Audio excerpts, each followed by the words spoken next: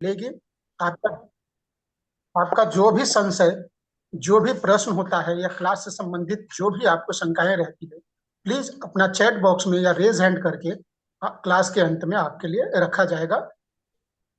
माता जी जो है उसका उचित आपको समाधान देने का प्रयास करेंगी।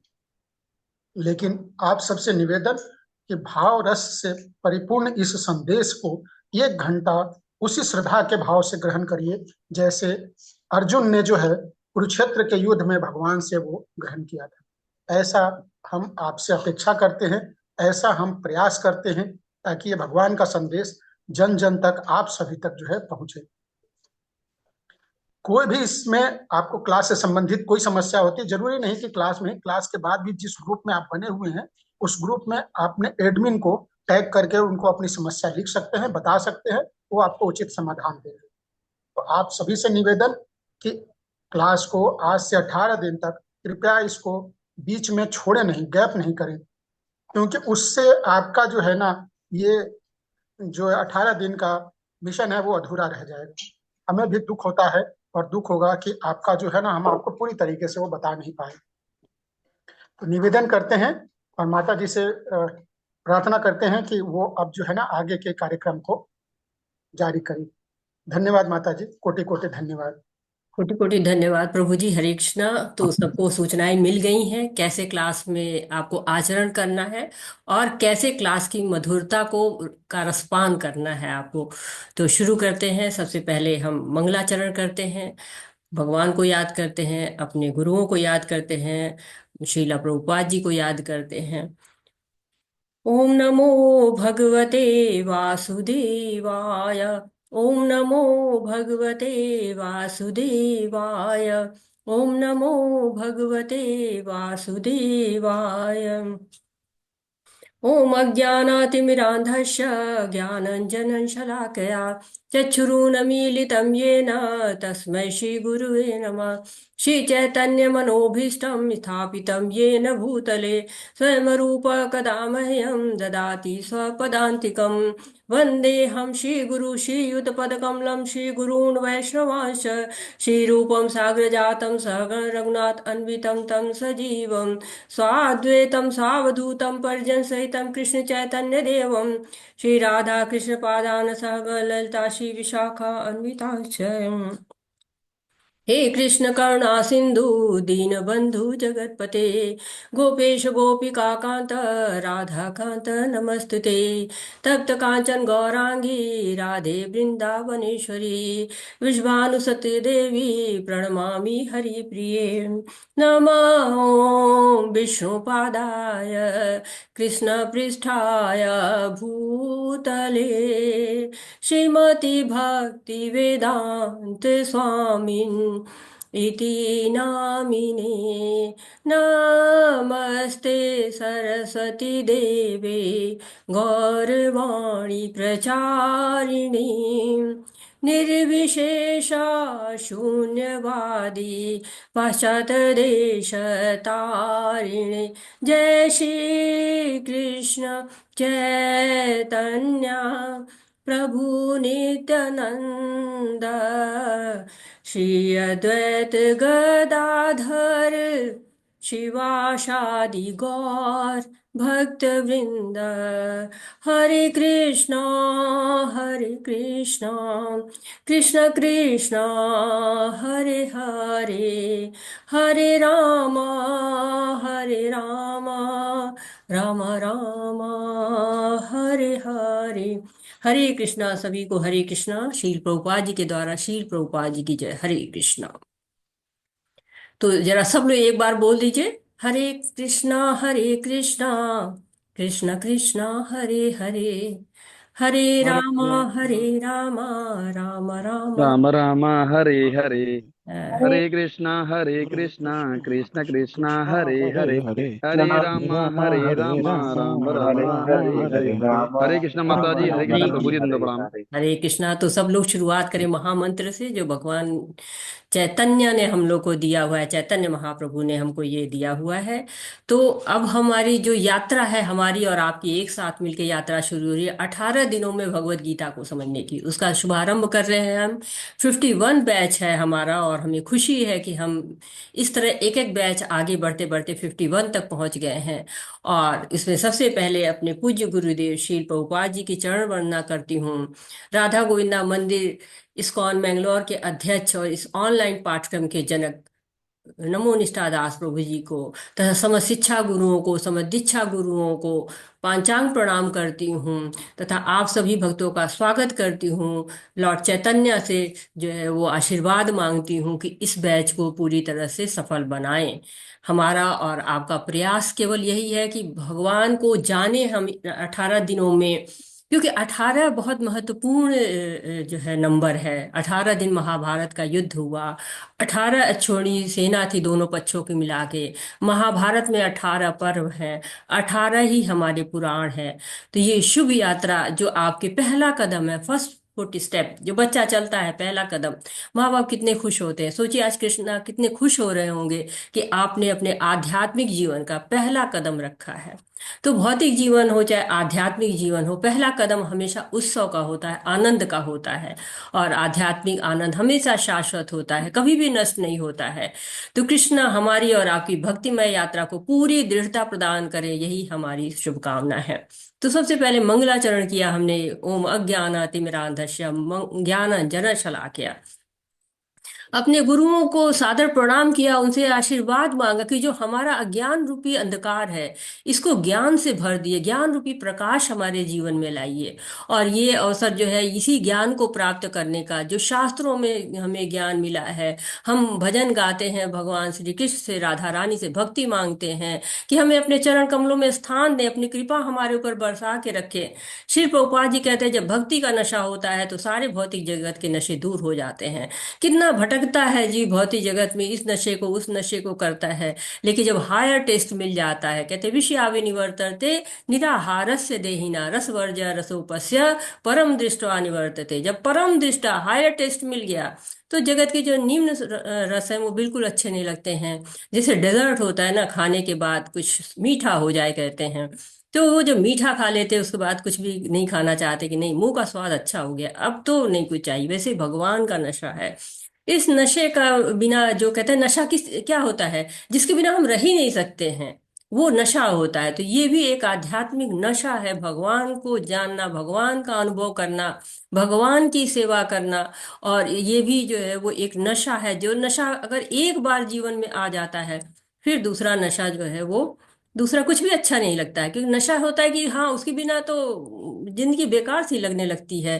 तो ये वही नशा है जिसके बिना जिंदगी अधूरी सी लगती है। और इस नशे को देने वाला कौन है? ये है श्रीमद एसी भक्ति वेदांत स्वामी प्रभुपाद। ये अंतर्राष्ट्रीय कृष्ण भावनामृत संघ के संस्थापक आचार्य हैं। संपूर्ण विश्व में इन्होंने वैदिक ज्ञान का अद्वितीय प्रचार किया है। और इन्होंने जो है कलकत्ता में इनका जन्म हुआ और 1896 में हुआ था इनका जन्म। और इनके गुरु थे शील भक्ति सिद्धांत सरस्वती ठाकुर। और दोनों जो गुरु शिष्य है 1922 में कलकत्ता में मिले थे। और वहां पर गुरु जी ने उनकी प्रतिभा को पहचान लिया, कहा तुम्हारी इंग्लिश इतनी अच्छी है, तुम जाओ ना, तुम विदेश में जाओ, इतनी अच्छी पकड़ है तुम्हारी, लोगों को उनकी भाषा में बताओ, भगवान के बारे में बताओ। और वो बहुत संघर्ष करते हैं। और कितने मंदिर बनाए उन्होंने, 10 साल के अंदर 108 मंदिर पूरे विश्व में बना दिए। एक एक मंदिर बनाने के लिए कितना संघर्ष करना पड़ता है। और सोचिए उन्होंने कितना संघर्ष किया, यूक्रेन, बांग्लादेश, पाकिस्तान तक में उन्होंने मंदिर बनाया। और अंतर्राष्ट्रीय कृष्ण भावनामृत संगठन की स्थापना की 1966 में। इतना आसान नहीं था उनके बारे में तो, लेकिन हम उनके बारे में थोड़ा सा और अधिक जानने का प्रयत्न करते हैं कि वो, देखिए उनके ये चित्र हैं, ये छोटे से हैं वो। और 1896 में कलकत्ता में पैदा हुए, वैष्णव परिवार में भक्ति का वातावरण मिला, नाम रखा गया अभय चरण। जगन्नाथ यात्रा बहुत अच्छी लगती थी, बहुत उत्साह से उसमें भाग लेते थे। 5 साल में ही जिस उम्र में बच्चा जो है वो कुछ भी नहीं समझता, केवल खाना पीना घूम और खेलना समझता है, वहां पे वो कहते हैं मुझे रथ यात्रा निकालनी है। अब पिता भी बच्चे की बात मानते हैं, वो भी वैष्णव थे, उनका भी जो है मन हो गया, चलो बच्चा वैष्णव बनना रहा है, उनको अच्छा लगा। उन्होंने गाड़ी लिए, पुरानी पेंटिंग की, उसको यात्रा निकाली। और जो पहला चित्र देखिए, कितना सुंदर चित्र है, रथ यात्रा का ये चित्र है। जो है श्रील प्रभुपाद रथ यात्रा निकाल रहे हैं। दूसरा चित्र श्रील भक्ति सिद्धांत सरस्वती ठाकुर जी का है, जो कि उनका जन्म वैष्णव परिवार में हुआ था, और श्री भक्ति विनोद ठाकुर उनके पिता थे। और कहते हैं कि 1922 में जो गुरु से जो है उन्होंने जो शिक्षा प्राप्त की, उसके अनुसार उन्होंने 64 जो है गौड़ी मतों के जो संस्थापना उन्होंने की थी। 64 गौड़ी मठों की, सिद्धांत सरस्वती ठाकुर जी ने। उस समय गांधी जी का आंदोलन चल रहा था, देश में गुलामी थी, चारों ओर लोग परेशान थे, नौकरियां छोड़ छोड़ के लोग डिग्री जला जला के आंदोलन में भाग ले रहे थे, कपड़े जला रहे थे कि विदेशी चीजों का बहिष्कार करो। उस समय श्री सिद्धांत सरस्वती ठाकुर जो है प्रचार प्रसार कर रहे थे वैष्णव जो ज्ञान है उसका। उन्होंने प्रभुपाद जी से कहा कि तुम भी प्रचार करो। प्रभुपाद जी ने कहा कि अरे देश तो आजाद कराए, पहले देश आजाद कराए तब तो प्रचार करें, गुलाम देश में कैसे भक्ति कर पाएंगे। तो गुरु जी ने कहा देखो, समस्याएं हमेशा जीवन में रहेंगी, ये जो पूरा जीवन है हमारा, जो इस संसार में वो दुखों से ही भरा हुआ है। तो एक समस्या जाएगी, दूसरी समस्या आएगी। तो राजनीति भी चलती रहनी चाहिए, भक्ति भी चलती रहनी चाहिए, चाहे जो भी परिस्थिति हो। वाद विवाद हो गया, प्रभुपाद जी कहते मैं केवल एक बार जो है हारा हूँ वाद विवाद में, लेकिन उस समय मैं जो है हार के भी जीत गया, क्योंकि हमको गुरु मिल गए। कि पहली और अंतिम बार उन्होंने वाद विवाद में हारे। ये तीसरा जो चित्र झांसी का है, झांसी में उन्होंने संस्था लीग ऑफ डिवोटीज की 1942 में जो है वो बनाई थी, अपने के गुरु के शरीर के त्याग के बाद। और इस संस्था को बनाया उन्होंने जरूर, लेकिन वो सफलता नहीं मिली जो वो चाह रहे थे, जिसकी उनको अपेक्षा थी कि लोग भक्ति में दौड़ आएंगे। भक्ति में लाना आसान नहीं होता है, लेकिन प्रभुपाद जी ने हार नहीं मानी। 1933 में उन्होंने दीक्षा ली, 1947 में उनको भक्ति वेदांत की उपाधि मिल गई। गुरु की बात हृदय के एक कोने में थी कि भारत जो है वो आजाद भी हो गया, और लेकिन अभी जो मानसिकता से आजाद नहीं हुआ था, पाश्चात्य संस्कृति कूट कूट के भरी हुई थी, उससे लोग बाहर ही नहीं निकल पा रहे थे। कड़ी धूप में जाते थे शिल प्रभुपाद, कम पैसा था, कभी सर दर्द, कभी पेट खराब, समस्याएं आ रही थी, लोगों की रुचि ही नहीं हो पा रही थी। 40 साल तक प्रयास किया, साधारण नहीं होता है 40 साल तक अथक प्रयास करते रहना।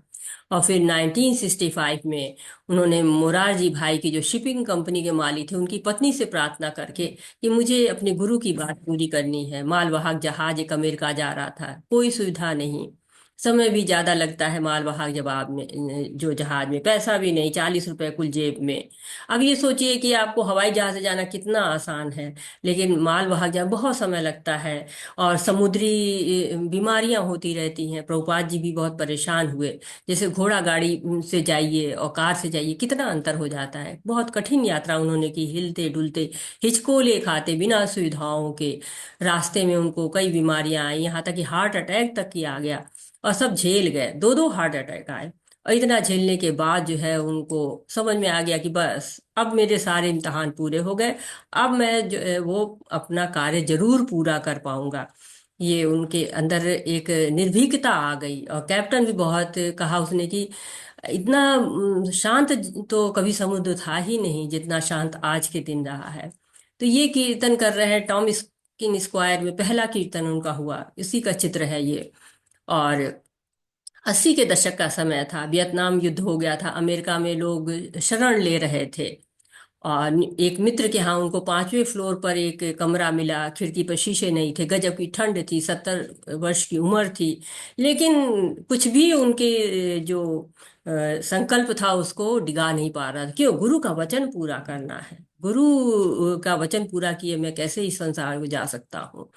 और 1966 में जुलाई में अंतर्राष्ट्रीय कृष्ण भावनामृत संघ इस्कॉन के जो है स्थापना हो गई। अब जो लोग थे उनको जानते थे, वो कहते थे कि यहाँ जो है वो कृष्णा कॉन्शसनेस कौन जानेगा, कृष्ण को तो यहाँ जानते ही नहीं है लोग, गॉड लिखिए तो सब लोग जान जाएंगे। तो प्रभुपाद ने कहा नहीं, कृष्ण को मुझे परिचय कराना है। और इस्कॉन की जगह इस गौन हो जाएगा, तब तो वो गौन ही हो जाएगा, नहीं, मुझे कृष्ण को ही सबको बताना है, कृष्ण को जो है वो सबको आकर्षित करते हैं। जो भी जानेगा कृष्ण के प्रति आकर्षित हो जाएगा। तो बहुत से लोगों ने कहा कि आप जा तो रहे हैं विदेशों में, वहाँ की संस्कृति अलग है, वहाँ के संस्कार अलग है, आप कैसे वहाँ पे सरवाइव करेंगे, उनकी संस्कृति कैसे सीखेंगे? क्या मैं सीखने नहीं जा रहा हूँ, मैं सिखाने जा रहा हूँ। जो कृष्णा ने कहा है वो मैं उन्हें बताने जा रहा हूँ, मैं उनसे कुछ सीखने के लिए नहीं जा रहा हूँ। फिर बैक टू गॉड हेड पत्रिका निकाली उन्होंने, और ढेर सारी पत्रिकाएं और पुस्तकें जो है उन्होंने निकाली। बड़ी मुश्किल से पेपर मिलता था, फिर आर्ट के लिखना, एडिट करना, छपवाना। पहले 1,000 कॉपी बनवाई, उनको सब लोगों तक पहुंचाया, सारे कार्य किए, सभी भाषाओं में उन्होंने भगवत गीता, भागवतम, उपदेशामृत, ईशोपनिषद सब लिखा उन्होंने। और उन्होंने कहा मेरी किताबों के माध्यम से मैं जीवित रहूंगा। हमारे यहाँ जो दिसंबर का महीना शुरू हो गया है, बहुत पवित्र महीना है, इस समय बुक डिस्ट्रीब्यूशन का कार्य होता है। और सब लोग जो वैष्णव लोग होते हैं जगह जगह भगवत गीता का, भागवतम का, और जो प्रभुपाद की लिखी हुई बहुत सारी किताबें हैं उनको डिस्ट्रीब्यूट करते हैं। ये देखिए इस्कॉन राधा गोविंदा मंदिर मैंगलोरू का है। ये बहुत सुंदर मंदिर है, अभी हाल में ही इसकी जो है वो इनॉग्रेशन हुआ है, हम सब लोग गए थे, बहुत सुंदर है। आप लोग भी जाइए और इसका लाभ उठाइए। एक धाम की तरह होता है, कहते हैं ना, जहाँ 100 वैष्णव इकट्ठा होते हैं धाम बन जाता है। और वहाँ हम लोग गए थे, वहाँ बहुत सारे लोग थे, 100 तो कुछ भी नहीं है, बहुत ज्यादा लोग थे। पूरा मैंगलोरू एक तरह से वैष्णवमय हो गया था। बहुत सुंदर, जो कहते हैं कि coconut garden road, Kadri toll gate, Mangalore Karnataka. मंदिर के अध्यक्ष श्री नामो निष्ठा दास प्रभु जी हैं, बीटेक है, आईआईटी कानपुर से उन्होंने बीटेक किया हुआ है। इसके बाद कई मल्टीनेशनल में उन्होंने काम किया। लेकिन जो मन उनका लगाव जो लग गया था कि जो है भगवान श्री कृष्णा में, बस उन्होंने जो भगवान श्री कृष्णा को पकड़े कि उन्हीं के होके रह गए। और आज देखिए वो उन्होंने एक मंदिर बनवा लिया इतना सुंदर सा, अभी निर्माणाधीन है, लेकिन भगवान की सेवाएं शुरू हो गई है, अर्च विग्रह की स्थापना हो गई है। और लोग आ रहे हैं वहां पर, लोग भागवतम सुन रहे हैं और भगवान की जो है वो सेवा कर रहे हैं, भगवान का दर्शन कर रहे हैं। और इतना सुंदर उन्होंने पाठ्यक्रम चलाया कि देखिए ऑनलाइन हम कहीं पे कितने जगहों से जुड़े हुए हैं, इस भारत से, भारत के बाहर से सब लोग जुड़े हुए हैं। और L1 से लेकर L5 तक जो है वो क्लासेस ऑनलाइन चल रही हैं। अब तो भक्ति वैभव की भी क्लासेस शुरू हो गई हैं। जो भक्तगण है, श्रवण है, कीर्तन है, इससे पूरा लाभ उठा रहे हैं। तो ये मंदिर बहुत सुंदर है, यहाँ आपको पहुंचना चाहिए। अब हम आते हैं भगवत गीता पे। भगवत गीता एक महाकाव्य ग्रंथ है जिससे हमारी सभी समस्याओं के उत्तर हैं। यह महात्मा गांधी द्वारा एक आध्यात्मिक शब्दकोश माना जाता है, और यह पूरे विश्व के कई लोग के लिए प्रेरणा की पुस्तक है। अब कहते हैं कि धर्म बहुत जरूरी होता है हमारे जीवन में। क्यों जरूरी होता है, इसका उत्तर हमको महाभारत में मिलता है। कहते आहार निद्रा भय मैथुना च समानम एतत् पशुवार नाम धर्मो हि तेषामधिको विशिष्टो धर्मेण हीना पशु भी समाना। तो आहार है, भोजन है, निद्रा है, भय है, मैथुन है, ये चार चीजें पशुओं में भी होती हैं, बल्कि हमसे ज्यादा ही होती हैं। जो पशु होता है वो हमसे ज्यादा खा सकता है। कितने पशु है आप, हाथी है, गाय है, भैंस है, ऊंट है, हमसे ज्यादा खाते हैं, हमसे विशाल शरीर है उनका। और साथ ही साथ कहते हैं कि निद्रा, सोने में भी कितने जीव है जो हमसे ज्यादा सो सकते हैं। भालू है, जो बर्फीले भालू होते हैं, और छिपकली है, कई रेप्टाइल्स है, पूरे जाड़े भर सोते ही रहते हैं, गर्मियों में बाहर निकलते हैं। भय के लिए सबके अपने अपने हथियार हैं, किसी के पास डंक है, किसी के पास कांटे हैं, किसी के पास दांत है। सबके अपने अपने भय के लिए किया हुआ है। हम भी भय में करते हैं ना, हम भी खाते हैं, सोते हैं, और भय के लिए हमने भी मकान बना रखे, उसमें गेट लगा रखे हैं, ताले बंद कर देते हैं। तो भय का इंतजाम सारे लोग करते हैं, पशु भी करते हैं, कभी गुफा बनाते हैं, कभी घोंसला बनाते हैं। और लेकिन धर्म का अनुशीलन केवल मनुष्य करता है। तो धर्म ही जानवर और मनुष्य में भेद करता है। अगर धर्म आपके जीवन में नहीं है तो आपके में और पशु में कोई अंतर नहीं है। तो फिर भगवत गीता ही क्यों? धर्म के लिए बहुत सारे जो है वो रास्ते हैं, भगवत गीता ही क्यों? क्योंकि यह मैनुअल ऑफ लाइफ है। जब हम कोई सामान खरीदते हैं ना तो उस पर लिखा होता है कैसे प्रयोग करें। गलत प्रयोग करेंगे तो नुकसान होगा। तो भगवत गीता हमें सिखाती है कि हमारा जीवन क्या है, बहुमूल्य है। जब बहुमूल्य कोई चीज होती है तो उसको बड़ा संभाल के जो है रखते हैं, लॉकर में रखते हैं बिल्कुल। तो ये हमारा मनुष्य जीवन बहुत संभाल के रखने के लिए, किस लिए, उद्देश्य क्या है इस संभालने का, कि हमें भगवत धाम जाना है। मनुष्य की योनि ऐसी है जो हमें भगवत धाम पहुंचा सकती है, बाकी योनियों में हम भगवत धाम नहीं पहुंच सकते हैं। अब यह है कि भगवत गीता क्यों पढ़ें और किससे पढ़ें, ये भी एक प्रश्न उठता है। तो कहते हैं कि जैसे आपको चार्जर है, उससे फोन को चार्ज करेंगे तभी ठीक चार्ज होगा, लेकिन अगर वो चार्जर टूटा हुआ है तो क्या करेगा, वो ना आपको चार्जिंग ठीक से करेगा ना डाटा को स्थानांतरित करेगा। वैसे ही जब हम परंपरा से पढ़ते हैं, सही जगह से पढ़ते हैं, प्रामाणिक गुरुओं से पढ़ते हैं, तो हमें असली ज्ञान होता है। नहीं तो मनोधर्म से तो कोई कुछ भी बता देगा।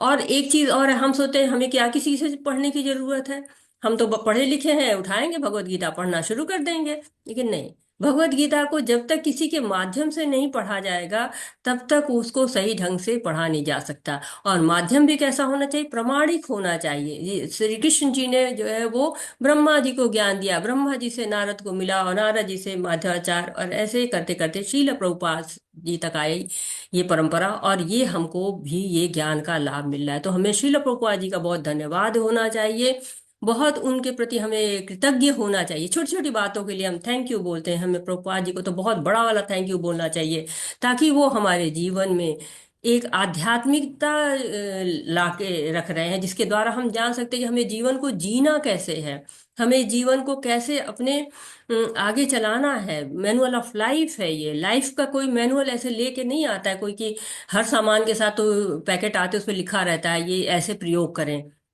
लेकिन लाइफ के साथ मैनुअल हमारे आने के पहले से रखा हुआ है। श्री कृष्णा जी ने हमको भगवत गीता के रूप में मैनुअल ऑफ लाइफ दिया है। जो लोग गीता का ध्यान करते हैं वो हर दिन ताजा आनंद और नए अर्थ प्राप्त करेंगे, जो है वो कौन कह रहा है, महात्मा गांधी कह रहे हैं। जब मैं भगवत गीता पढ़ता हूँ और महसूस करता हूँ कि भगवान ने इस ब्रह्मांड को कैसे बनाया जो इतना शानदार है, तो ये हमको आइंस्टीन जी बता रहे हैं। गीता एक विशाल ग्रंथ है, गीता एक व्यवस्थित अध्ययन में लगभग 1 वर्ष लगेगा, 18 दिनों में हम ऐसा नहीं कर सकते। इसलिए हम कृष्ण और अर्जुन के बीच विचारों के प्रवाह पर ध्यान केंद्रित कर रहे उद्देश्य गीता के गहन अध्ययन के लिए आपको तैयार करना है। तो हम ये जानते हैं अच्छी तरह से कि हम इतने कम समय में हम भगवत गीता को पूरी अच्छी तरह से नहीं समझ सकते, लेकिन हाँ एक रुचि बढ़ जाती है। तो रुचि बढ़ जाएगा तो हम धीरे धीरे उसको और विधिवत पढ़ेंगे और ज़्यादा पढ़ेंगे, और जितनी बार भगवत गीता पढ़ते हैं उतनी बार एक नया जो है वो चीज़ मिल जाती है। कुछ लोग कहते हैं कि भगवत गीता तो 5,000 पाँच हजार साल पुरानी हो गई है और समय बदल गया है, अब हम क्यों पढ़ें। परंतु यदि हम आसपास देखेंगे तो हम समझ जाएंगे कि अर्जुन ने भगवत गीता सुनी कब, जब वो निर्णय नहीं ले पा रहे थे कि युद्ध करें कि नहीं करें। और आज भी वही स्थिति है, लोग अनिर्णय में होते हैं, संशय में होते हैं, समझ ही नहीं पाते हैं कि क्या करें। अब अगर गाना सुनने पे आए, भगवत गीता एक गीत है, गाना सुनने पे आए, आजकल के गाने से कितनी जल्दी बोर हो जाते हैं, नया गाना तलाश करते हैं। लेकिन अर्जुन जो गीत सुना अर्जुन ने भगवान से, वो क्या हुआ, आज भी उतना ही नयापन उसमें है। उसको सुनने से क्या होता है, आत्मविश्वास आता है, अनुशासित होते हैं, संयम आता है, संशय समाप्त होते हैं, भगवान में आस्था बढ़ती है, कोई गलत कार्य नहीं करते हैं, पापपूर्ण क्रियाएं नहीं होती हैं, विनम्रता आती है, ज्ञान चक्षु खुल जाते हैं, आनंद में रहते हैं, हम आनंद में ढूंढते हैं। इसीलिए भगवान का गाया हुआ गीत श्रीमद् भगवत गीता हम जितना सुनेंगे रस से भरपूर होंगे, बोरियत नहीं होगी। ये शाश्वत है, सनातन है। और जब हम चौथा अध्याय पढ़ेंगे तो हमें इसके पूरे काल के बारे में पता चलेगा। ये महाकाव्य है, इसमें जो लेखन है वो सिद्धांत है, वचन है भगवान का। कोई भी साधारण जो है वो ये नहीं है, इसको साधारण समझने की भूल नहीं करनी चाहिए। अर्जुन की माया को, कृष्ण की व्यवस्था को समझना होगा। यदि अर्जुन भ्रमित नहीं होता, कृष्ण को भगवत गीता बोलने के लिए कोई आवश्यकता नहीं होती। अर्जुन भगवत गीता के स्पष्ट पहले श्रोता हैं, फिर भी भगवत गीता सभी के हित के लिए है। अर्जुन ने सबसे पहले सुनी थी भगवत गीता को, लेकिन भगवत गीता केवल अर्जुन के लिए नहीं है, अर्जुन किस लिए ने, हमारे लिए है। क्यों? क्योंकि अर्जुन तो वैसे भी भक्त थे और इतना ज्ञान था उनको, लेकिन हम क्या है, हम संशय में रहते, वो जो है वो कहते हैं कि गुड़ाकेश है। वो जो है वो अज्ञान से दूर है, वो बिल्कुल निद्रा उनके पास नहीं है, उनके पास अज्ञान उनके पास नहीं है।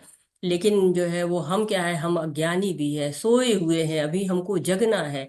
तो हम भगवत गीता को हमें पढ़ना है। 18 दिनों में जो है ये कर्टेन रेजर की तरह से है, पर्दा उठ रहा है, विहंगम अवलोकन हो रहा है। जैसे विहंगम पक्षी है ना, वो उड़ उड़ के ऊपर से देखता है, परंतु उसको जब पानी पीना होता है तो नीचे आना पड़ता है।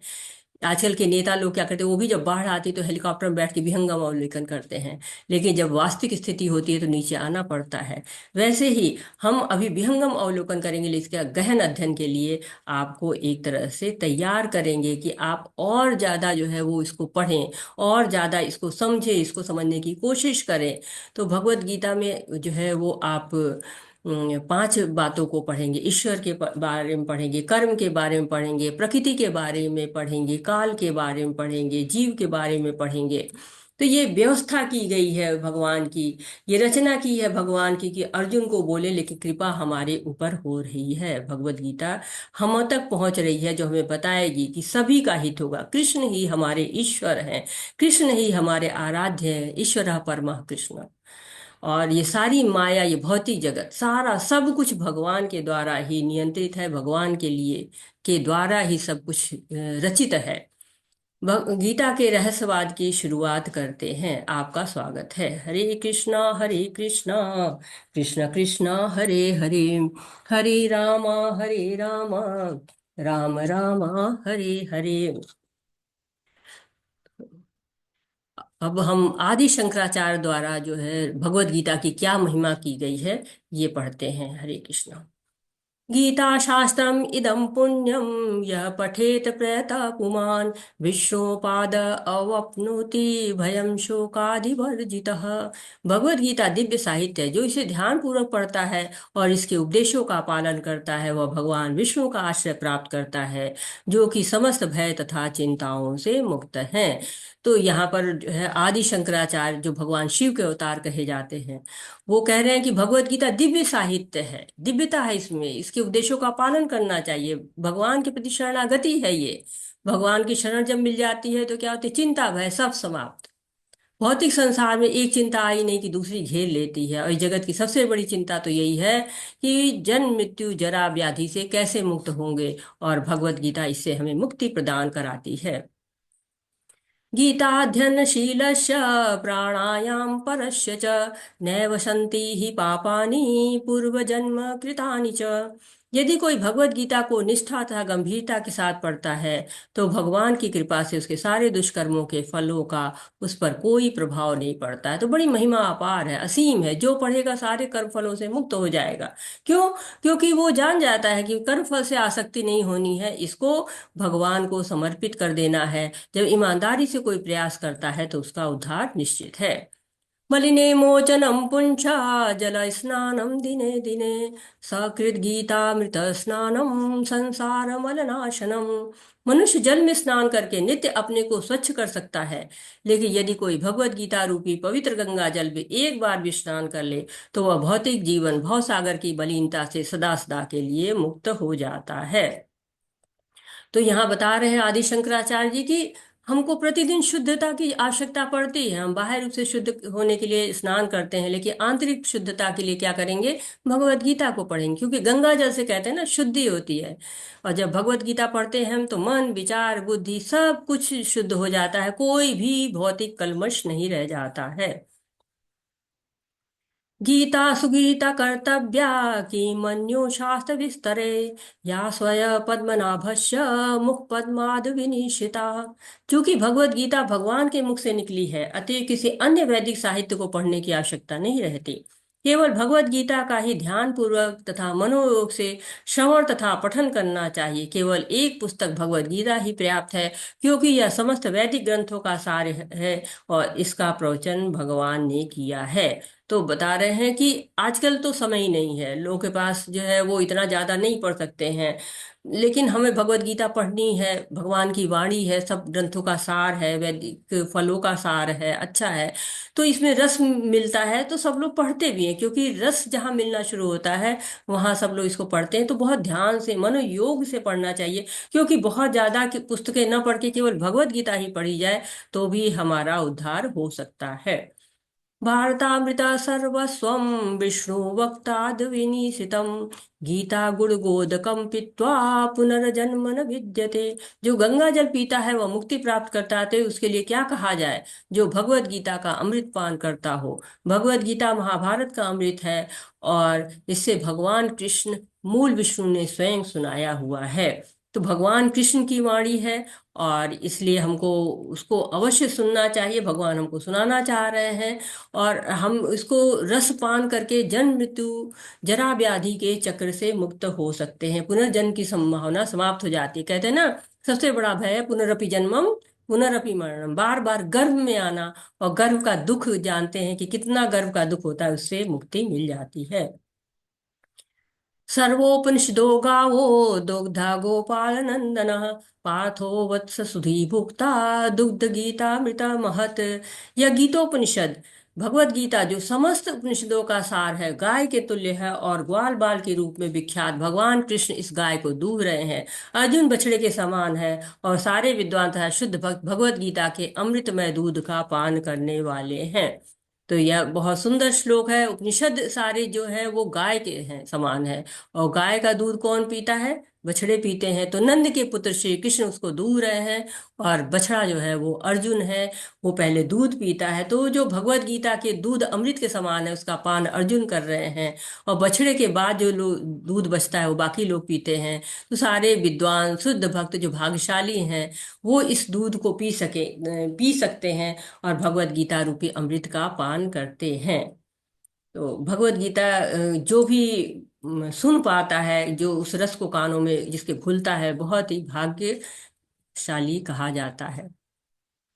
एकम शास्त्रम देवकी पुत्र गीतम एको देवो देवकी पुत्र एव एको मंतस्तस्य नामानि यानि कर्माप्येकम तस्य देवस्य सेवा। आज के युग में लोग एक शास्त्र, एक ईश्वर, एक धर्म तथा एक वृत्ति के लिए अत्यंत उत्सुक है। अतः सारे विश्व के लिए केवल एक शास्त्र भगवत गीता हो, सारे विश्व के लिए एक ईश्वर हो, देवकी पुत्र श्री कृष्ण, एक मंत्र, एक प्रार्थना हो, उनके नाम का कीर्तन। हरे कृष्णा कृष्ण कृष्ण हरे हरे, हरे रामा राम राम हरे हरे। केवल एक ही कार्य हो, भगवान की सेवा। तो कह रहे कि बहुत ज्यादा इधर उधर जाने की जरूरत नहीं। एक ग्रंथ पढ़िए, भगवत गीता, एक ईश्वर भगवान श्री कृष्ण। यदि हमें इतना ही ज्ञान हो जाए कि एक ही भगवान के सबके पिता हैं, सबके नियंत्रक हैं, तो ये सारी लड़ाइयां समाप्त हैं। लड़ाइयां क्यों होती है? नहीं, मेरा मेरा मेरा, जब एक ही पिता है, सब हम भाई ही भाई हैं, तो शांति हो जाएगी। कलयुग के लोग के पास वैसे ही कहते हैं कि जीव की आयु कम है, और लोग आलसी भी हैं, मंद गति मंद बुद्धि हैं। भागवतम में कहा गया है, कोई समझाने वाला नहीं है, आपस में बहुत ज्यादा उग्रता आती है, क्रोध करते हैं बहुत ज्यादा। तो इसका अनुभव हम देखते हैं कि चारों तरफ कितने युद्ध हो रहे हैं। और आदि शंकराचार्य जी कह रहे कि हमें केवल भगवान की, कृष्ण की उपासना करें, और एक पवित्र नाम हरे कृष्णा का जप करें, तो हम ये भगवत धाम जा सकते हैं, भगवान को प्राप्त कर सकते हैं। अब आज का जो अध्याय शुरू हो रहा है, यहाँ से जो पहला अध्याय हो रहा है, अर्जुन विसर्ग योग, अर्जुन का योग विलाप। तो अर्जुन जो है वो यहाँ पर दुखी है। क्यों दुखी है? समस्या मूलक पाठ है, ये समस्या बताता है। और आचार्यों ने इसका नाम दिया है कुरुक्षेत्र के युद्ध स्थल में सैन्य निरीक्षण, योग विलाप कहा जाता है। तो पूरी भगवत गीता में 700 श्लोक हैं, जो भगवान श्री कृष्ण के मुखार बिंद से 574 श्लोक 574 बोले गए हैं, और 84 श्लोक संजय वो अर्जुन बोलते हैं, संजय ने 41 श्लोक बोले हैं, और धृतराष्ट्र ने 1 श्लोक बोले हैं। तो भगवत गीता महाभारत के भीष्म पर्व में बोली गई है। पहला श्लोक धृतराष्ट्र का है, और भगवत गीता के हर श्लोक बहुत महत्वपूर्ण है, चाहे धृतराष्ट्र का ये श्लोक हो, चाहे संजय ने जो व्याख्याएं की हो धृतराष्ट्र को बताने के लिए, या फिर साक्षात भगवान के कृष्ण के द्वारा जो उत्तर दी गए, सब महत्वपूर्ण है, रसपूर्ण है, आपके जो है वो रसना को वो तृप्त करते हैं। जैसे होता है ना, हलवा बनाया तो ऊपर से ड्राई फ्रूट की सजावट बड़ी सुंदर सी हो जाती है, स्वाद भी प्रदान करती है, आंखों को भी तृप्ति देती है, जीवा को भी तृप्ति देती है। वैसे अर्जुन के जो प्रश्न आते हैं इस अमृत रस को, स्वाद को बहुत ही ज्यादा मीठा कर देते हैं, बढ़ा देते हैं। अब जैसा कि हम जानते हैं कि महाभारत का युद्ध हो रहा था और उस युद्ध की जो भूमि में ये भगवत गीता बोली गई, तो ये युद्ध की आवश्यकता ही क्यों हो गई, इसकी नींव कहाँ है, जड़ कहाँ है? तो आप सब जानते हैं कि युद्ध ऐसा नहीं है कि कोई तुरंत युद्ध करने लगता है डायरेक्ट, नहीं, बहुत सारी घटनाएं होती हैं, पाइलअप होता है, ढेर बन जाता है और फिर युद्ध का जन्म होता है। और जैसे कि कहते हैं ना कि नींव कहाँ पड़ी, तो आज हमारे भक्तिमय जीवन की नींव पड़ रही है। अब समझिए कि बहुत सारे आपको मन में विचार आए होंगे कि हमें भगवान के बारे में जानना है, भगवत गीता पढ़नी है, और धीरे धीरे धीरे धीरे करते आज आपको लिंक मिली किसी तरह से, और अब मतलब कृष्ण की कृपा हुई एक तरह से, तभी आपको तक पहुंची है भगवत गीता, और आपकी इस भक्तिमय जीवन की नींव पड़ी। वैसे ही पांडव जो है राष्ट्रीय यज्ञ करने का निश्चय करते हैं, सारे राजाओं को निमंत्रित करते हैं। दुर्योधन तो अपना ही भाई था, उसको तो आना ही था, बुलाया ही गया। और हर आने वाला जो आपके घर में आता है हितैषी हो जरूरी नहीं है। पांडवों का ऐश्वर्य देखे ईर्ष्या से भर गया दुर्योधन, गलत विचार आना शुरू कर दिए। ईर्ष्या हमेशा गलत विचारों को जन्म देती है। उसने चाल चली, युधिष्ठिर को चौसर में जुए खेलने के लिए निमंत्रित कर दिया। और उस समय ऐसा प्रथा थी, नियम था कि अगर राजा को जुआ खेलने के लिए बुलाया जाए तो मना नहीं कर सकता है, और छल से उसने सारा राज्य हड़प लिया। पांडव को 12 वर्ष का वनवास हुआ, 1 साल का अज्ञातवास मिला। 13 वर्ष पश्चात जब पांडव लौट के आते हैं तो दुर्योधन तो राज्य देना ही नहीं चाहता था। कई नजदीकी लोगों ने प्रयास किया कि युद्ध टल जाए, युद्ध न हो। भगवान श्री कृष्ण स्वयं शांति दूत बनकर आए। द्रुपद है, भीष्म है, द्रोणाचार्य, सबने समझाया लेकिन कोई समाधान नहीं निकला, और युद्ध की तैयारियां शुरू हो गई। और भगवान वेद व्यास जी ने धृतराष्ट्र के समीप आकर कहा कि देखो भाई, बहुत घोर संग्राम होने वाला है, देखना हो तो मैं तुम्हें दृष्टि दे दूं। धृतराष्ट्र ने कहा, ब्रह्मर्षि, मैं तो स्कूल का हत्याकांड कैसे देखूं, मैंने तो अपने बच्चों को चलते तक नहीं देखा है, बोलते तक जो सुना है, देखा नहीं है, कोई भी कार्य नहीं देखा है, कितने लंबे हैं कितने चौड़े मुझे पता ही नहीं है। तो मैं युद्ध का वृतांत सुन तो सकता हूँ लेकिन ये सर्वनाश मैं नहीं देख सकता हूँ। तो वेद व्यास जी ने संजय को, जो वेद व्यास जी का शिष्य भी था, धृतराष्ट्र के सलाहकार भी थे, सारथी भी थे, उनको दिव्य दृष्टि दे दी गई। और साधारण दृष्टि नहीं थी, वो बहुत स्पेशल थी, कि जो कुछ भी संजय के सामने हो रहा है, संजय के पीछे हो रहा है, दिन में हो रहा है, रात में हो रहा है, किसी कोने में हो रहा है, किसी गुप्त स्थान पे हो रहा है, प्रकट रूप में हो रहा है, मन में आ रहा है, या मन की बात क्रिया में परिवर्तित होने वाली है, कुछ भी जो है संजय से छुपेगा नहीं। ना थकान होगी, ना कोई अस्त्र छू पाएगा उसे, कुछ भी नहीं। और पर साथ ही साथ जो है वेद व्यास जी एक वार्निंग भी दे के जाते हैं कि देखो, सर्वनाश निश्चित है, लेकिन अंत में धर्म की विजय होगी। जो सर्वनाश है उसको तो कोई रोक ही नहीं पाएगा। और महर्षि वेद व्यास चले जाते हैं, और धृतराष्ट्र जो है वो कहते हैं संजय से, जब उस घटनाओं को, युद्ध की घटनाओं को सुनाने के लिए, तो फिर जो है संजय उनको सुनाते हैं पूरी जो है वो महाभारत के जो जैसे हुआ पूरा संजय ने धृतराष्ट्र को सुनाया। अब युद्ध की विषम परिस्थिति थी, बहुत शोर हो रहा था, शंख बज रहे थे, और कितनी जो है वो हाथी की आवाज, घोड़े की आवाज, रथों की आवाज, तलवार की आवाज, तीर की आवाज, बहुत सारी जो है वो आवाजें थी चारों ओर। और भगवान ने वहां पर भगवत गीता बोली। लोग कहेंगे ऐसा क्यों बोले, घर में आराम से भी तो बोल सकते थे, पहले ही जाने के पहले, युद्ध के पहले समझा देते भगवत गीता। लेकिन नहीं, भगवत गीता जो है युद्ध में बोली गई कि जब विषम परिस्थितियां हमारे अंदर आ जाती हमारे सामने, तब तर्कपूर्ण निर्णय लेने के लिए भगवत गीता जरूरी है। और युद्ध में सबका ध्यान आकर्षित है, कहीं भी लड़ाई हो पूरे मोहल्ले के लोग आ जाएंगे, सड़कों पे कोई एक्सीडेंट होता है लोग लड़ने पहले लगते हैं, एक्सीडेंट जिसका हुआ उसको बचाने नहीं जाते हैं। तो युद्ध या लड़ाई जो भी होती रहती है वो सबको आकर्षित करती रहती है, देवी देवता तक ध्यान लगाए हुए थे उस युद्ध के प्रति। अर्जुन भ्रमित था, ऐसा सोचना भी गलत है, क्योंकि वो तो निमित्त मात्र था। जैसे रिपोर्टर होते हैं ना, टीवी के रिपोर्टर होते हैं, रेडियो के रिपोर्टर होते हैं, वो पूछते हैं सवाल। वो सवाल किसके होते हैं? जनता के होते हैं। लेकिन पूछते हैं वो अपने माध्यम से। वैसे अर्जुन हमारे माध्यम से, हम सवाल हमारे हैं, अर्जुन हमारे माध्यम है, जो कि हमको भगवत गीता सुना रहे हैं। साथ ही जब जिज्ञासाएं आती हैं तब समाधान आता है। जैसे परीक्षित महाराज को जब श्राप लगा, उन्होंने सुखदेव गोस्वामी से पूछा। भागवतम में भी लगातार उनके प्रश्न आ रहे हैं, और भगवत गीता में अर्जुन के प्रश्न आ रहे हैं। तो इन परिस्थितियों में भगवत गीता आती है। और भगवत गीता हम सुन जो है शुरू करते हैं, पढ़ते हैं। पहला श्लोक सबसे पहला है। हरे कृष्ण। धृतराष्ट्र उवाच धर्मक्षेत्रे कुरुक्षेत्रे संवेतायुयुत्सवः मामका पांडवाश्चैव किम अकुर्वत संजय। धृतराष्ट्र ने कहा, हे संजय, धर्म भूमि कुरुक्षेत्र में युद्ध की इच्छा से एकत्र हुए मेरे तथा पांडु के पुत्रों ने क्या किया। तो एक तरह से ये पहला श्लोक है, बहुत ही जो है वो मतलब कहेंगे ज्ञानवर्धक श्लोक है, जो हमारी ज्ञान चक्षुओं को खोलता है। तो आप सब लोग को इस श्लोक को जरूर जो है वो याद करना चाहिए, और इसको समझने के लिए तो अभी हम समझेंगे ही। कोई पढ़ना चाहता है इस श्लोक को? हरे कृष्णा। हैंड रेज कर सकते हैं अगर आप कोई पढ़ना चाहता है तो।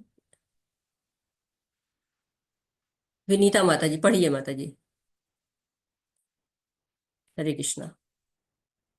मैं अनम्यूट कर देता हूँ विनीता माता जी को। हाँ, पढ़िए। हरे कृष्ण विनीता माता जी।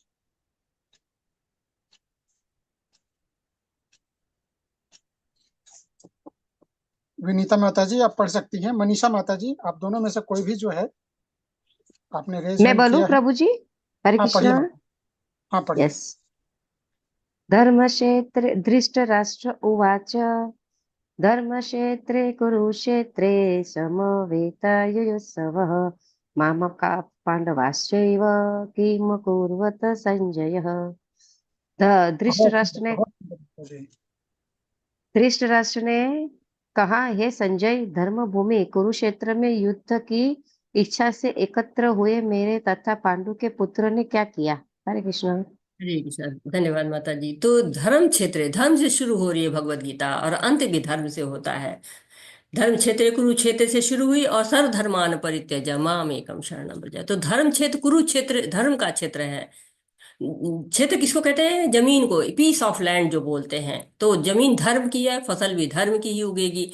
जैसे होता है ना कि उस क्षेत्र में केवल जगह जगह जो क्षेत्र होते हैं अपने भारत में, तो कहते हैं कि उधर तो केवल गेहूं उगता है, क्योंकि उधर तो केवल धान उगता है। तो जो धर्म क्षेत्र है, अगर कुरुक्षेत्र धर्म का क्षेत्र है, धर्म की फसल वहां होती है, तो धर्म का बीज डालेंगे तो धर्म ही पैदा होगा। अब धर्म के अतिरिक्त जो कुछ भी होगा वो क्या होगा? खरपतवार होगा। और खरपतवार को हटा देंगे। खरपतवार क्या है? अधर्म है। जैसे गेहूं है तो गेहूं के अलावा सब खरपतवार है। तो घास फूस तो लाते नहीं, घर में गेहूं ही लाते हैं। तो वैसे जो भी अधर्म होगा सब हटा दिया जाएगा। तो भगवत गीता धृतराष्ट्र वाक्य से शुरू हो रही है। धृतराष्ट्र मतलब धृत राष्ट्र। धृत का अर्थ होता है धारण करना, पकड़ के रखना। किसको? राष्ट्र को। और उन्होंने पूरे अपने नाम को सार्थक किया। और बड़े भाई थे, और जो है राजा बनने के लिए जब उनकी बारी आई तो भीष्म आदि सब तैयार थे। परंतु एक अड़चन थी कि वो नेत्रहीन थे। तो विदुर जी को पूछा गया, वो नीति धर्म में बहुत ज्यादा प्रवीण थे। तो उनसे पूछा गया तो उन्होंने कहा कि जो शारीरिक रूप से अयोग्य है वो राजा नहीं बन सकता है। तो उनके छोटे भाई पांडु का राज तिलक हुआ। धृतराष्ट्र राजा नहीं बन पाए, लेकिन राज्य पर अधिकार चाहते थे। अब ये हुआ कि राजा तो बन गए पांडु, लेकिन जो अगला जो है पीढ़ी, युवराज कौन बनेगा? तो ये होगा कि दोनों में से जो बच्चा जिसका पहले होगा वो युवराज हो जाएगा। तो युधिष्ठिर पहले आए थे, जो है पहले उनका जन्म हुआ था। लेकिन धृतराष्ट्र तो पुत्र मोह में थे, राज्य के मोह में थे, और दुर्योधन को राजा बनाना चाह रहे थे। तो नैतिक ढंग से बने चाहे अनैतिक ढंग से, उन्हें दुर्योधन को ही राजा बनाना था। तो इस जो श्लोक है इसमें तीन दृष्टिकोण है। धृतराष्ट्र का है कि धर्म क्षेत्र है, कहीं इसके प्रभाव में आके दुर्योधन जो है वो समझौता न कर ले। चाहते थे समझौता हो, लेकिन पांडव करें, पांडव करेंगे तो कुछ नहीं देना पड़ेगा, युद्ध नहीं होगा। वो लोग फिर जंगल में थे, जंगल में चले जाएंगे। और दुर्योधन का था कि वो घमंडी था, वो भय भी था कि कहीं हार ना जाऊं। लेकिन वो चाहता था कि सत्ता मेरे हाथ में रहे, वो सत्ता का घमंड भी उसका था। और सत्ता जाने का डर भी उसके अंदर था। अर्जुन थे, वो युद्ध करना है तो अपने के विरोध में, सब हमारे सगे संबंधी है, कैसे लड़ पाऊंगा। दूसरों से लड़ना तो बहुत आसान होता है, अपने से लड़ना बहुत मुश्किल होता है। तो धृतराष्ट्र से पूछ रहे हैं कि माम का पांडवाश्चैव, मेरे और पांडव दोनों में भेद कर दिया धृतराष्ट्र ने, कि कौरव को तो अपने उत्तराधिकार में रखा और पांडवों को बाहर कर दिया। जबकि पांडु के मरने के बाद धृतराष्ट्र पे जिम्मेदारी थी पांडवों की। अब छोटा भाई नहीं है तो बड़े भाई का कर्तव्य बनता है ना कि उसके बच्चों के प्रति जो है वो ममता का भाव रखे, उनके लिए खड़े हों। लेकिन वो नहीं, मेरा मेरा मेरा, मेरा पुत्र मेरा पुत्र। रावण भी यही कहता था, सीता मेरी है सीता मेरी है, युद्ध हुआ। तो यदि हम ये मेरा मेरा करना छोड़ दे तो हमारा दृष्टिकोण बदल सकता है। धृतराष्ट्र संजय से पूछते हैं, मेरे और पांडव पुत्र क्या कर रहे हैं। तो ये बहुत जो है बड़ा प्रश्न हमेशा रहता है कि मेरे मेरे, और ये मेरे से ही पूरी लड़ाइयाँ होती हैं। महाभारत में वर्णित धृतराष्ट्र तथा संजय की वार्ताएं इस महान दर्शन के मूल सिद्धांत का कार्य करती हैं। माना जाता है कि इस दर्शन की प्रस्तुति कुरुक्षेत्र के युद्ध स्थल में हुई, जो वैदिक युग से पवित्र तीर्थ स्थल रहा है। इसका प्रवचन भगवान द्वारा मानव जाति के पथ प्रदर्शन हेतु तब किया गया जब वे इस लोक में स्वयं उपस्थित थे। तो ये पवित्र स्थल है, वैदिक युग से इसको पवित्र स्थल माना जा रहा था, और अब यहाँ पर एक और पवित्र और दिव्य कार्य की भूमिका बन जा रही है। भगवान साक्षात यहाँ पर भगवत गीता सुनाने वाले हैं, अर्जुन श्रवण करने वाले हैं। लेकिन धृतराष्ट्र और संजय के बीच में जो वार्तालाप हो रहा है वो भी कम महत्वपूर्ण नहीं है। तो एक नर है, एक नारायण है, और साथ ही साथ धृतराष्ट्र और संजय हैं। इन लोगों का वार्तालाप सबका हो रहा है। और हमें अब भगवत गीता सुन के हम जान पाएंगे कि हाँ, हमारा पथ का प्रदर्शन होगा कि हमें क्या करना चाहिए, जीवन हमारा किस लिए है, और इस जीवन में हमें किस तरह से रहना चाहिए, क्या करना चाहिए। संजय ने कहा, हे राजन, पांडु पुत्रों द्वारा सेना की व्यूह रचना देखकर राजा दुर्योधन अपने गुरु के पास गया। उसने ये शब्द कहे, हे आचार्य, पांडु पुत्रों की विशाल सेना को देखें, जिसे आपके बुद्धिमान शिष्य द्रुपद के पुत्र ने इतने कौशल से व्यवस्थित किया है। अब यहाँ पर देखिए, फिर शुरू हो गया, दुर्योधन की राजनीति शुरू हो गई। संजय बता रहे हैं कि राजा दुर्योधन, अब राजा तो दुर्योधन है नहीं, धृतराष्ट्र राजा है। लेकिन जो धृतराष्ट्र के मन को पढ़ते हैं, जानते हैं अच्छी तरह से संजय, तो राजा कह रहे ताकि खुश हो जाएं धृतराष्ट्र। और साथ ही जो दुर्योधन है वो राजाओं जैसे ही कार्य कर रहा है। धृतराष्ट्र की तो वो चलती ही नहीं है, सारी मनमानी तो उनकी ही है। साथ ही साथ के द्रुपद के पुत्र, द्रुपद का पुत्र कौन है, धृष्टद्युम्न, वो पांडवों की तरफ से सेनापति था। और वो सेनापति थे और गुरु द्रोणाचार्य जो है के शिष्य भी थे। और साथ ही साथ उनका जो जन्म हुआ था वो इसीलिए हुआ था कि वो द्रोणाचार्य का वध कर सके। तो एक तरह से दुर्योधन व्यंग कर रहा है कि ये देखिए, जो आपका शिष्य है ना, जिसको आपने इतनी अच्छी तरह से सिखाया हुआ है, सिखाया पढ़ाया है, वो आपके विरुद्ध कितनी अच्छी तरह से उसने सेना को व्यवस्थित किया हुआ है। तो असुरों को अपनी बुद्धि पर बड़ा भरोसा होता है, बड़ा घमंड होता है ना, भगवान पे भरोसा होता नहीं। तो वो अपनी बुद्धि लगा के द्रोणाचार्य को एक तरह से जो है वो पिंच कर रहा है कि देखिए, इसके पीछे एक कहानी भी है कि जो द्रुपद महाराज थे और गुरु द्रोणाचार्य दोनों बचपन में एक ही गुरुकुल में पढ़ते थे, अच्छे दोस्त हो गए। अब बचपन में खेल खेल में प्रसन्न हो गए द्रुपद। उन्होंने कहा कि जब मैं बड़ा हो जाऊंगा ना तो तुम्हें आधा राज दे दूंगा। समय बीत गया, अब गुरुकुल की शिक्षा समाप्त हो गई, दोनों अपने अपने घर पहुंच गए। एक दिन द्रोणाचार्य जाते हैं द्रुपद राजा के दरबार में, कहते हैं कि देखिए, आपने तो कहा था कि आधा राज्य दे दूंगा। अब द्रुपद को कहा कि क्या बचपन की बात लेके तुम अभी बैठे हुए हो, बचपन की बात बचपन में खत्म। अब जो अपमान द्रोण का हुआ, वो द्रोण को बहुत कष्ट दे रहा था कि ये तो मतलब मुझे इस तरह अपमानित किया। जबकि उनका यह था कि तुमने ब्राह्मण को वचन दिया है तो तुम उसको पूरा करो। राज्य तो जो है ब्राह्मण का कार्य नहीं होता राज्य करना। तो केवल उनके वचन को पूरा करवाने के लिए गए थे। और तो कहे कि फिर जब पूरी हो गई शिक्षा पांडवों की और कौरवों की, तो उन्होंने गुरु दक्षिणा के रूप में कहा कि मुझे महाराज द्रुपद चाहिए। अब कोई द्रुपद राजा थे, ऐसा तो है नहीं कि उनको जाए बगल से बुला के लेके चले, चलो चलो द्रोणाचार्य जी बुला रहे हैं। नहीं, राजा थे, उनको तो जीत के परास्त करके ही ला सकते थे। पहले कौरव गए और कौरव ने उनको परास्त करने की सोची, लेकिन नहीं कर पाए। फिर पांडव जाते हैं और उनको परास्त करते हैं और लेकर आते हैं। द्रोणाचार्य ने कुछ नहीं किया, बस छोड़ दिया उनको, ये कोई अभद्रता जैसे नहीं कि मुक्त कर दिया, लेकिन इतना ही अपमान था राजा के लिए। उन्होंने कहा कि मुझे एक पुत्र चाहिए, उसको यज्ञ किया कि ऐसा पुत्र चाहिए जो द्रोणाचार्य का वध कर सके। और जब वो पुत्र हुआ तो उस पुत्र को वो द्रोणाचार्य के पास ही भेजते हैं शिक्षा लेने के लिए। तो एक तरह से द्रोणाचार्य तो जानते थे कि ये बालक उनकी मृत्यु के लिए पैदा हुआ था। कहते हैं ना कि बिल्ली शेर की मौसी होती है, और बिल्ली अपनी जानती है कि ये अगर जो है शेर पेड़ पर चढ़ जाएगा तो मुझको मार खाएगा, तो शेर को सब कुछ सिखाती है लेकिन पेड़ पर चढ़ना नहीं सिखाती है। तो शेर जो है वो पेड़ पर नहीं चढ़ पाता है। द्रोणाचार्य जी ने सारी विद्या उसको सिखा दी, और अब वो दुर्योधन उसके ऊपर कटाक्ष कर रहे हैं। तब कुरुवंश के वयोवृद्ध परम प्रतापी एवं वृद्ध पितामह ने सिंह गर्जना की सी ध्वनि वाले अपने शंख को उच्च स्वर में बजाया, जिससे दुर्योधन को हर्ष हुआ।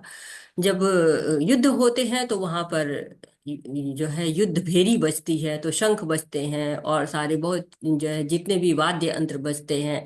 तो ये वाद्य यंत्र का मतलब है कि हाँ, हम युद्ध के लिए तैयार हैं। जब भीष्म पितामह जो है दुर्योधन को देख के बजाते हैं शंख, तो वो बहुत कष्ट होता है, क्योंकि दुर्योधन थोड़ा सा उदास थे, क्योंकि द्रोणाचार्य ने उनको कोई भी संकेत नहीं दिया था। तो ये इससे थोड़ा उदास थे, लेकिन भीष्म जी उसको प्रसन्न करते हैं और उसको जो है वो शंख बजाते हैं, तो दुर्योधन को हर्ष होता है।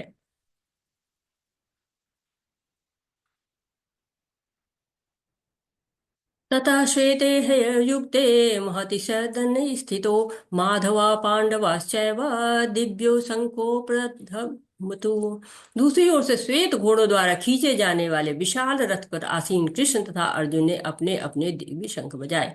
तो शंख सब बजाते हैं, दिव्य हैं शंख अर्जुन के और कृष्ण के। सब जितने लोग थे सब अपने अपने शंख बजाना शुरू करते हैं, मतलब सब युद्ध के लिए तैयार हो गए हैं एक तरह से। जो भगवान श्री कृष्ण के पास था वो पंचजन शंख था, जो कि जो है वो असुर को मार के वो जो है लाए थे वहां पर। और कितना सुंदर दृश्य हो रहा है कि श्वेत घोड़ों में अर्जुन आ रहे हैं, अर्जुन मतलब एकदम सफेद दाग रहित और सुसज्जित हैं, घोड़ों इतने सुंदर से हैं, और साथ ही साथ श्वेत वस्त्र पहने हुए अर्जुन है। और साक्षात भगवान मनमोहक मन भावन मन को हरने वाले सर्वाकर्षक श्री कृष्ण आ रहे हैं। और किस रूप में? सारथी के रूप में। भक्तों के हाथ बिक जाते हैं भगवान, भक्तों के लिए कहते हैं श्रद्धा के मोल प्रेम के मोल बिक जाते हैं।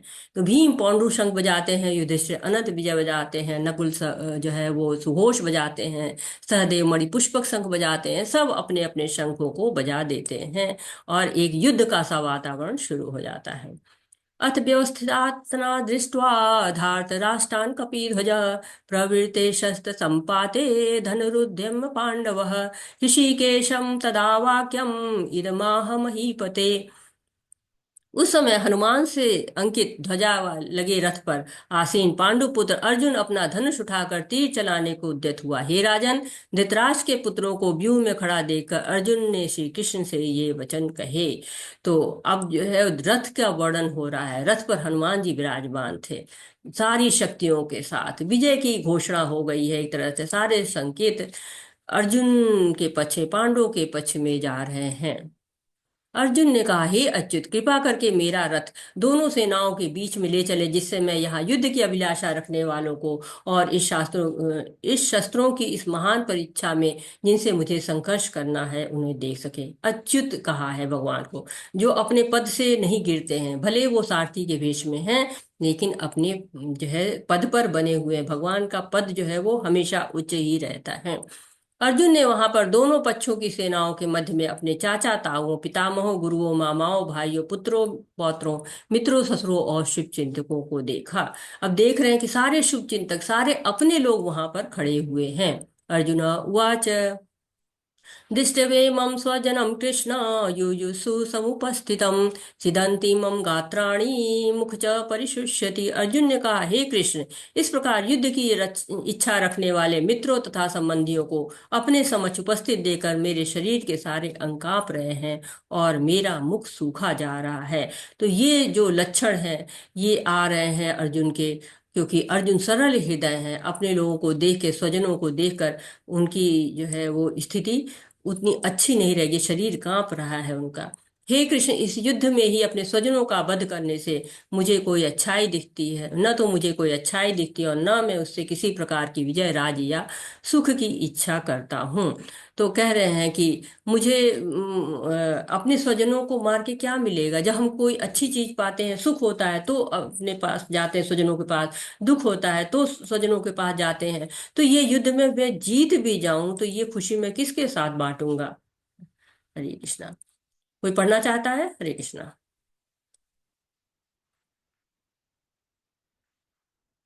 हे गोविंद, हमें राज्य सुख इस जीवन से क्या लाभ, क्योंकि जिन सारे लोगों के लिए हम उन्हें चाहते हैं वे ही इस युद्ध भूमि में खड़े हैं। हे मधुसूदन, जब गुरुजन, पितृगण, पुत्रगण, पितामह, मामा, ससुर, पौत्रगण, साले तथा अन्य सारे संबंधी अपना धन एवं प्राण देने के लिए तत्पर हैं और मेरे समक्ष खड़े हैं, तो फिर मैं इन सबको क्यों मारना चाहूंगी, भली ही वे मुझे क्यों न मार डाले। हे जीवों के पालक, मैं इन सबों से लड़ने को तैयार नहीं, भले ही बदले में मुझे 3 लोग क्यों न मिलते हों। इस पृथ्वी की तो बात ही छोड़ दें, भला धृतराष्ट्र के पुत्रों को मारकर मुझे क्या प्रसन्नता मिलेगी। तो अर्जुन सोच रहे हैं कि ये तो सब अपने लोग ही हैं, इनको मार के कहाँ प्रसन्नता मिलने वाली है, इनको मार के मुझे क्या मिलेगा। लेखा जोखा चल रहा है, इंद्रियां होती ना हमेशा लेखा जोखा करती रहती हैं। ये करेंगे तो ये कैसा होगा, ये करेंगे तो क्या अच्छा, पुलाव से अच्छा जो है वो चावल से अच्छा पुलाव है, पुलाव से अच्छी बिरयानी है। तो ऐसे लगातार जो है वो जो आनंद के लिए हमेशा इंद्रियां जो है परेशान रहती हैं, लेखा जोखा करती रहती हैं। कुल का नाश होने पर सनातन कुल परंपरा नष्ट हो जाती है और इस तरह शेष कुल में अधर्म में प्रवृत्त हो जाती है। हे कृष्ण, जब कुल में अधर्म प्रमुख हो जाता है तो कुल की स्त्रियां दूषित हो जाती हैं और स्त्रीत्व के पतन से हे विश्ववंशी अवांछित संतानें उत्पन्न होती हैं। तो इस तरह से कह रहे हैं कि कुल का नाश हो जाएगा तो क्या होगा।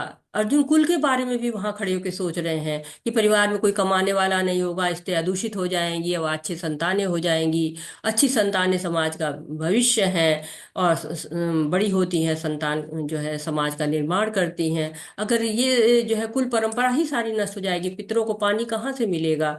और ये सब बातें वो सोच रहे हैं। शंकरो नरकायेव कुलज्ञाना कुलस्य च पतन्ति पितरो हेषा लुप्त पिंडोदक क्रिया। अवांछित संतानों की वृद्धि से निश्चय ही परिवार के लिए तथा पारिवारिक परंपराओं को विनष्ट करने वालों के लिए नारकी जीवन उत्पन्न होता है। ऐसे पतित कुलों के पुरखे पितर लोग गिर जाते हैं क्योंकि उन्हें जल तथा पिंड दान की क्रियाएं समाप्त हो जाती हैं। तो जो भी क्रियाएं की जाती हैं, श्राद्ध संस्कार वगैरह सब होते हैं। जब बच्चा जन्म लेता है तो भी संस्कार दिए जाते हैं, यज्ञोपवीत संस्कार होता है। लेकिन अगर पितरों को पानी नहीं मिलेगा, उनके जो है पिंडदान की क्रियाएं नहीं होंगी, तो उनको जो है वो तरेंगे। कहते हैं ना कि पितरों को उतारा जाता है, पितृ ऋण उतारा जाता है, वो कैसे उतरेगा। संजय उवाच एकमुक्त्वार्जुन संख्ये रथोपस्थ उपाविशत विसृज्य ससर चापम शोक संविघ्न मानस। संजय ने कहा, युद्ध भूमि में इस प्रकार कहकर अर्जुन ने अपना धनुष तथा बाण एक ओर रख दिया और शोक संतप्त चित्त से रथ के आसन पर बैठ गया। तो अर्जुन शोक संतप्त हैं। क्यों? क्योंकि उनको लग रहा है कि हाँ, दया आनी चाहिए, हम अपने लोगों पर दया करनी चाहिए, अपने लोगों को हम कैसे मार सकते हैं। साथ ही साथ वो सोच रहे हैं कि जो क्या आनंद है इसमें, जब अपने ही नहीं रहेंगे तो आनंद हम किसके साथ मनाएंगे। तो वो इस विषय में भी सोच रहे हैं। और साथ ही साथ उनको लग रहा है कि पारिवारिक परंपराएं नष्ट हो जाएंगी। ये तो विषाद है, रोना है। तो हमारा रोना क्या होता है, हमारे लिए होता है, स्वयं के लिए हम रोते हैं। लेकिन अर्जुन धर्म के बारे में सोच रहे हैं कि जो युद्ध करेंगे भयंकर संहार होगा, 18 चारणी सेना समाप्त हो जाएंगी मेरे केवल इसलिए कि मुझे राज्य चाहिए। एक राज्य के लिए ये जो कष्ट है ना, दूसरों का जो दर्द है, वो दर्द कितना बड़ा है कि वो भिक्षा मांगने तक को तैयार है, मरने तक को तैयार है। गांडीव रख दिया उन्होंने। गांडीव रखने का मतलब क्या होता है, उन्होंने जो है व्रत लिया हुआ था कि जब तक जो है युद्ध होगा मैं गांडीव नहीं रखूंगा। लेकिन वो अपना व्रत तोड़ देते हैं। कहते हैं ना कि छत्री का कार्य क्या है, युद्ध करना। छत्री का कार्य भिक्षा मांगना नहीं है। लेकिन अर्जुन जो है वो अपने बंधु बांधवों को देखकर इतना जो है वो शोक में है कि वो भिक्षा मांगने तक को तैयार है। और भगवान देखिए चुप हैं, पूरे समझ रहे हैं, सुन रहे हैं, मुस्कुरा रहे हैं। लेकिन अर्जुन को अपमानित करने के लिए नहीं है, बल्कि सुन रहे हैं, ध्यान से सुन रहे हैं। युद्ध का भी आरंभ हुआ है, शंखनाद हुआ है, विषाद आए तो क्या करना है, ये जो है वो भगवान बताएंगे। क्योंकि जब भी हमको कोई भी परेशानी हो तो हमें जाना कहाँ चाहिए? गुरु, साधु और शास्त्र के पास जाना चाहिए। क्योंकि गुरु, साधु और शास्त्र ही हमको सही मार्ग दिखा सकते हैं कि सही मार्ग क्या है, किस जो है मार्ग पे हमको चलना चाहिए। और अर्जुन तो बहुत ही ज्यादा जो है वो हतोत्साहित है। लेकिन कल हम देखें, क्योंकि समस्या है, ये जो अध्याय है आपको समस्या का बताता है, लेकिन अगला अध्याय जब हम देखेंगे तो हमें वहां पर उसका समाधान आएगा, जो भगवान के हाथ से आएगा। तो इस तरह से हमारा पहला अध्याय समाप्त होता है। वाञ्छा कल्पतरुभ्यश्च कृपा सिंधुभ्य एव च पतितानां पावनेभ्यो वैष्णवेभ्यो नमो नमः। अनंत कोटि वैष्णव वृंद की जय। शिला प्रभुपाद की जय। हरे कृष्णा कृष्ण कृष्णा हरे हरे, हरे रामा राम रामा हरे हरे। सभी भक्तों की जय, सभी को हरे कृष्णा। आपका कोई प्रश्न है, आपका कोई सुझाव है, आप कुछ ऐड करना चाहते हैं तो मोस्ट वेलकम। हरे कृष्णा, सभी को हरे कृष्णा। और हरे कृष्णा। दंडवत प्रणाम माता जी, दंडवत प्रणाम। बहुत सुंदर बहुत सुंदर हमारा आज का पहला अध्याय रहा। और आशा नहीं, पूर्ण विश्वास है कि सभी इससे लाभान्वित हुए होंगे, सभी को आनंद आया होगा, सभी को जो है ना सुंदर लगा होगा।